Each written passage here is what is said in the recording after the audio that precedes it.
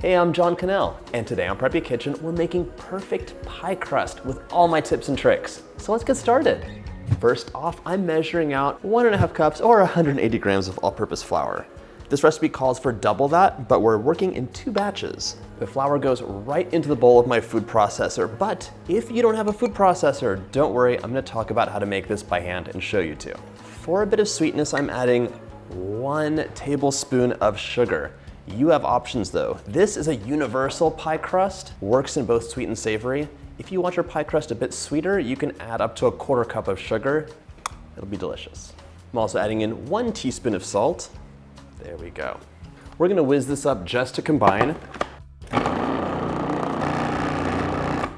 That's nice and combined. If you're doing it by hand, you're just gonna whisk it up in a big bowl. Now I need 1 cup of rock hard cold butter. I'm cutting this up into cubes. If you're doing this by hand, it's the exact same step. This cubed butter goes right into the fridge because I don't need it right now. This butter goes right into the food processor after it's cubed. There we go. Now we're gonna sprinkle this cold cubed butter right into our flour mixture. Pop that top on. We're gonna whiz this up for about 30 seconds until there's tiny little pieces of butter throughout. This is a hack for making it work in a food processor. If you're doing it by hand, you're gonna add all the butter into the flour and work it up. Your goal is to have butter that's anywhere from like tiny little pieces to pea size all the way to almonds. You kind of want some big pieces of butter in there too because they work some magic. The nice thing about doing this by hand is you have so much control over the size of the butter, and you can cheat it into a rough puff and get like pages and pages of butter and flour to give you a flaky, beautiful pie crust. Both ways work really well, but I have to say, I actually really enjoy making it by hand. The nice thing about using a food processor is it's convenient, you don't get your hands dirty, and it's fast. Here we go. All right, we need another 1.5 cups or 180 grams of flour. If you look at this mixture, it looks almost like flour. It's so finely crumbled. What happened is butter is completely coating all the flour and it's preventing the gluten from forming, just like a reverse crumb.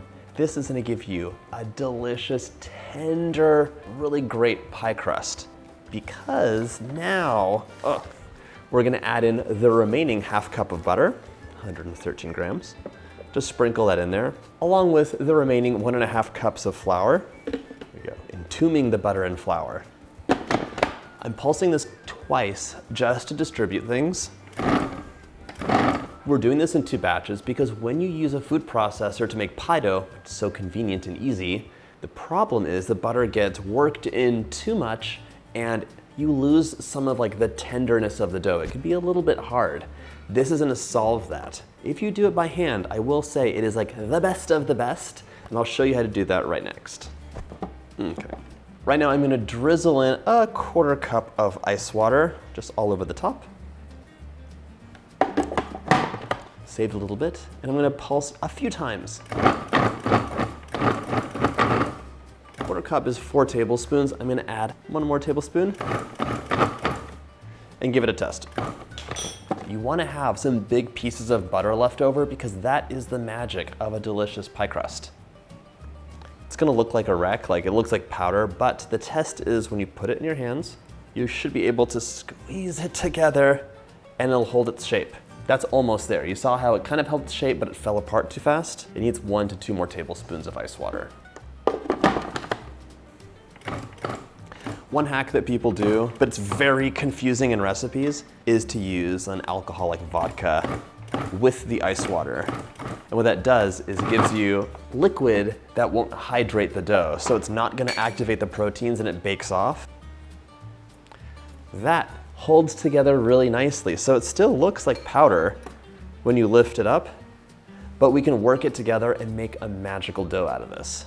This is a versatile pie crust you could use for anything, but if it's fall or the holidays and you want to add some more oomph to your dough, go ahead and sprinkle in a teaspoon of cinnamon with the dry ingredients. You could add a little bit of allspice or nutmeg, cardamom. Any of your favorites are really gonna be beautiful in this dough. Dump this out onto your counter. I love working on a pastry mat because you can lift it and move it. There's never gonna be a counter emergency where things are stuck. This looks like a mountain of Parmesan. It's not. We're going to make this into dough by pressing it together. I actually like to use the pastry mat and with the heel of my hands, push it, and in doing so, I'm pressing it together and flattening those little pieces of butter into pages. You can also just almost do a kneading motion, and it really comes together. The thing is with pie dough, you do not want to add too much water. That'll take away like the crisp, short crust-like quality of it, but you need to add some. So you're gonna work this together. It's gonna be a little crumbly still, but it'll all come together in the fridge when it chills. The little bit of water in there will hydrate the dough and like kind of just seep its way into the flour as it chills. Okay, don't overwork the dough. You're just bringing it together until it holds into a ball. I'm gonna divide this into 2 equal pieces. This makes 2 crusts. So we're gonna wrap this up. It needs to chill for at least 45 minutes until we start working it. You could get away with half an hour, it's okay. I'm gonna wrap this up tightly. These are like beeswax coated fabric cloths that are like plastic. There we go, 1, 2. And we can just wrap this up, pop this into the fridge for at least 30 minutes. It could be there for up to like overnight, that's totally fine. And if you wanna make this in advance, you can freeze the discs of dough. Just let them thaw overnight and make sure they're wrapped tightly.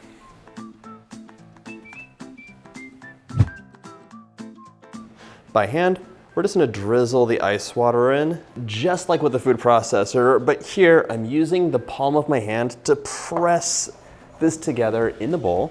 It starts coming together, but you see big, beautiful pieces of butter. And now the one trick I'll show you is to flip this over and press. So we're pressing this into like a big piece of dough. Then we're gonna flip it over and keep pressing, just until it comes together. This is cheating to give us some layers and lamination and a really flaky crust. Okay, this is holding together. Form it into a ball, cut it in half. Maybe we'll see some layers. Beautiful. Knowing how to make a pie crust is so important, but knowing how to use a pie crust is just as important. In this video, I'm showing you how to make the crust, but I'm also gonna show you how to blind bake this, which you're gonna use for most of the recipes that involve pie dough. You're usually gonna bake the pie dough without a filling, at least a little bit to give it a head start, so you get that crisp bottom, not a soggy bottom. No, no, no. Once your dough's chilled, it's time to roll it out. I wanna show you a few things. Flour your surface well. Flour's your friend. You're also gonna flour your rolling pin. And you might notice that I'm using a pastry mat. This solves all your problems. A lot of times, if it's hot on the day you're making a pie, oh my gosh, this can melt into a puddle and be really frustrating. But if you have a pastry mat, you can lift the whole thing, take it to the fridge or freezer and let it chill so you can keep working it.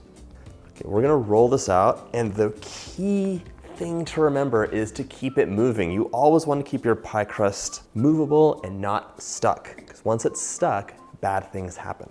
And you will be reflouring your rolling pin, cleaning off any butter that accumulates as well. Change the direction of your roll, and this is gonna end up being about a 12-inch circle. You might notice that my pie crust isn't cracking. It's because I let it sit out on the counter for about 10 minutes. Right out of the fridge, it's gonna be much too cold to roll. It'll just crack, crack, crack, and you'll be pinching all those cracks together and getting frustrated and not having a good time.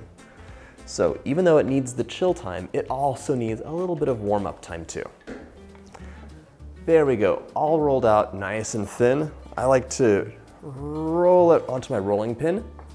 And now we're gonna place that onto our pie dish. You might be tempted, but don't press down on your pie dough. We don't want to stretch it. I want to zhuzh it in, just push it towards the bottom.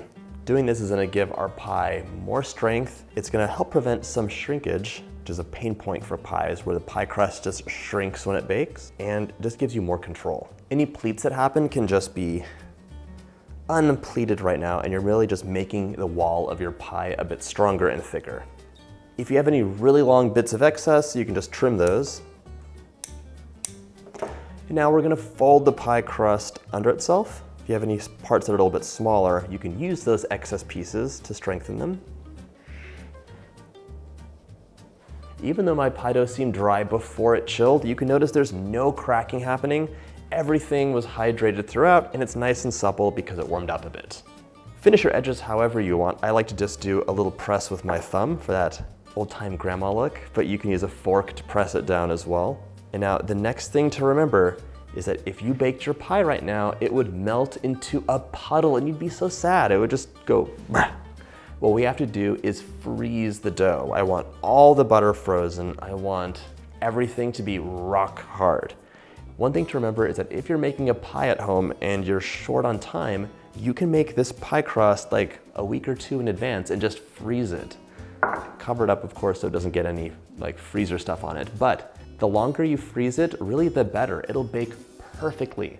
The problems happen when you try and shortchange the freezing and you freeze it until it's like firm but not rock hard. Into the freezer at least 1 hour, please. If you're making something like an apple or a cherry pie, the whole thing will bake at once. Raw dough, filling, the works. But for most pies, especially the ones with no bake fillings, you're gonna do some blind baking. You're either gonna completely bake the crust or partially bake the crust so you don't have a soggy bottom and everything is crisp and flaky throughout. Towards the end of your freezing time, set your oven to 425. It needs to be nice and hot. My pie crust is out of the freezer, rock hard as we want it. Now we're gonna protect it so we can bake it. This means that we're gonna fold some parchment paper up. Pretend you're back in elementary school making a snowflake. Except instead of cutting out all those beautiful shapes, we're gonna make a circle and then just frill the edges. Unfold this, place that right into your frozen pie crust, and this is a barrier that's gonna protect everything and just keep things safe and sound. Even though we froze our pie crust, there's still a chance of collapse. To mitigate that, grab some foil. I just folded it up 3 times and worked it into the shape of a pie. I'm gonna place that right inside. And this is actually reusable. I use this over and over again. I just don't want foil on my pie crust for a few reasons, and that paper is a nice barrier in between the two. You always do this step after the pie is frozen because when you're pressing the foil down, you can mash into that raw pie dough and it'll destroy it. It'll have all these holes there. Now I'm gonna add my pie weights. You could also use dried beans, remember? Okay, this bakes up 425 for 15 minutes and then we'll continue.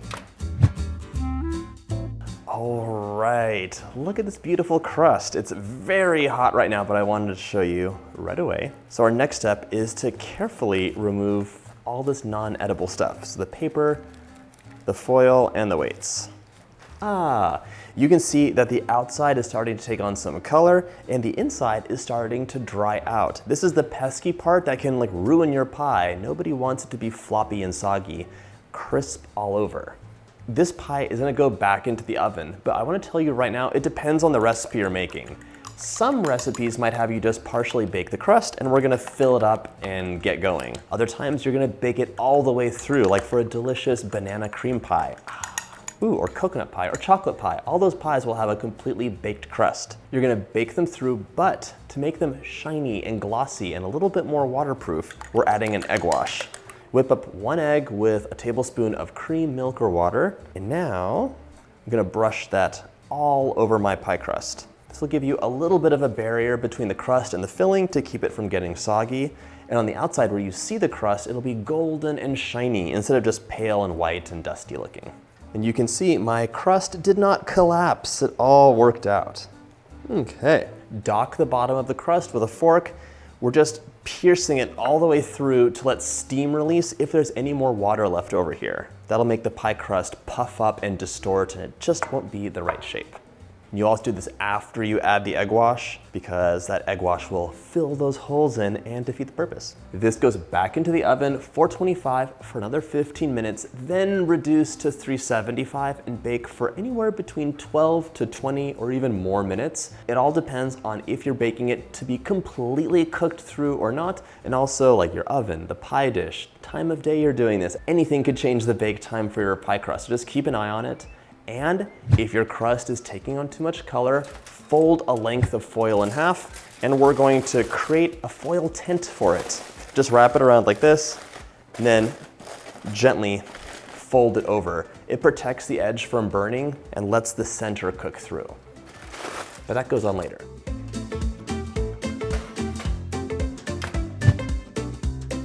Out of the oven and time for a reveal. Look at that, so beautiful. And I want to show you, that is how you know a pie crust is done. It doesn't stick. Nice and crispy throughout, and you could fill this with anything you want and it'll be delicious. I hope you get a chance to use this recipe for some delicious pie. And if you like this video, check out my pie playlist.